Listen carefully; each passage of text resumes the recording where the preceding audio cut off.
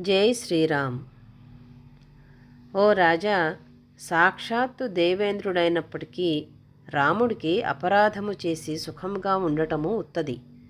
ఇక నీ వంటివాడు విషయము వేరే చెప్పనవసరము లేదు. నీ వంశంలో ఉన్న సీతాదేవియే ఈ లంకా రాజ్యాన్నంతా నాశనము చేసి వేసే కాళరాత్రి అని తెలుసుకో.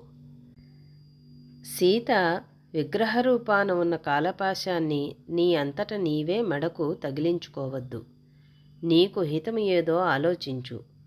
ఈ లంకా పట్టణములో ఇప్పటికే సీతాదేవి ప్రభావము వల్ల మంటలు రగులుకుంటున్నవి. ఇక రాముడి కోపానికి కోట బురుజులు, వీధులు మొదలైనవి సమూలంగా తగులపడిపోవడం నీవు చూస్తావు. నీ మిత్రులను, మంత్రులను, దాయాదులను, తోబుట్టువులను, కొడుకులను, హితులను, భార్యలను, భోగభాగ్యాలను ఈ లంకా పట్టణాన్ని నాశనం చేసుకోవద్దు. ఓ రాక్షసరాజా, నేను రాముడి దాసుడను. అందువల్ల నీ ప్రభావము నాకు తెలుసు.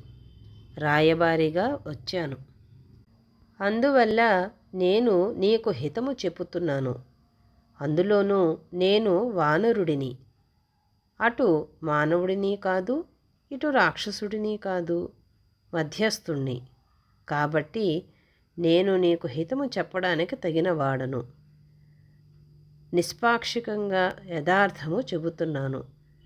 అబద్ధమాడుట లేదు. నా మాట నమ్ము. జై శ్రీరామ్.